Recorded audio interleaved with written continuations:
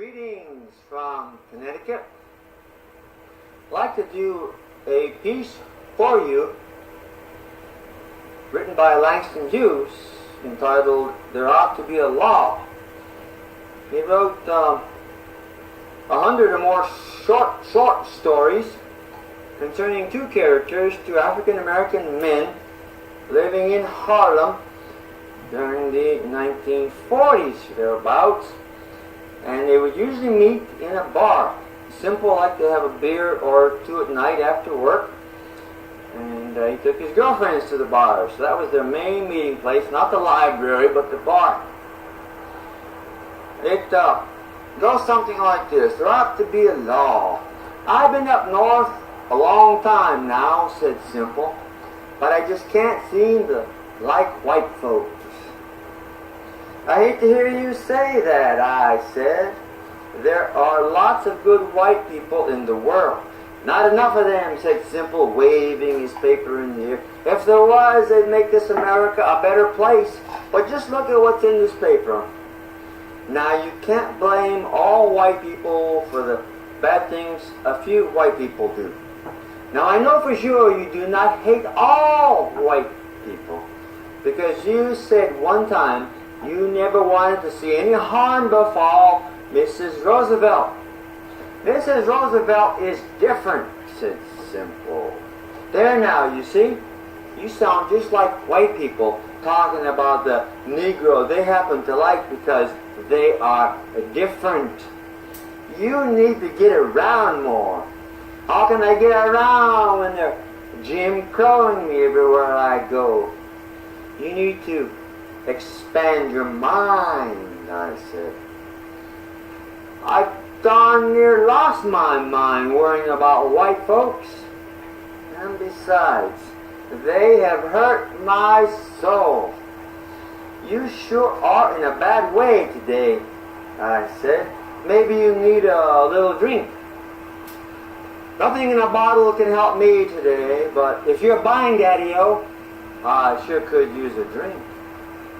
So they go into a bar and Simple spreads his newspaper open. Says, look here, all these congressmen, while they're enacting laws, I think they need to enact a law to establish game preserves for Negroes. Whatever gave you that idea? I asked. Well, it was a little movie I saw the other night about how the government has set aside thousands of acres out west for the wildlife, for the animals, for the deers and the buffaloes to live peaceful, and nobody can kill them or they will go to jail. But it didn't say nothing about no Negroes. I thought you said the movie was about wildlife. Negroes are not wild. No, but we need protection. And it showed in this movie how in the dead of winter, snow is all over and the animals are starving. The government will fly airplanes in and drop food down for them. Well, that's more than the government ever did for my folks down south. Now, it seems like Negroes should rate as much as buffaloes or deers. You got a point there, I said. And then this movie showed these big signs: no hunting, no shooting, no fishing, no trespassing. But it didn't say nothing about no lynching. There ought to be a place where I can be safe and peaceful too. Well, there ought to be a law. Next time I write my congressman, I'm going to suggest they establish game preserves for Negroes. The Southerners will filibuster it to death, I said. Well, if we're such a problem to them Southerners, it seemed like they would like to have us preserved out of their sight. And the end of this movie, it showed a deer and the babies laying down in the woods so peaceful in the tent and sleeping. Nobody came around and said, "Get out of here, you can't sleep here," like they would do me if I went to the White Sulphur Springs Hotel.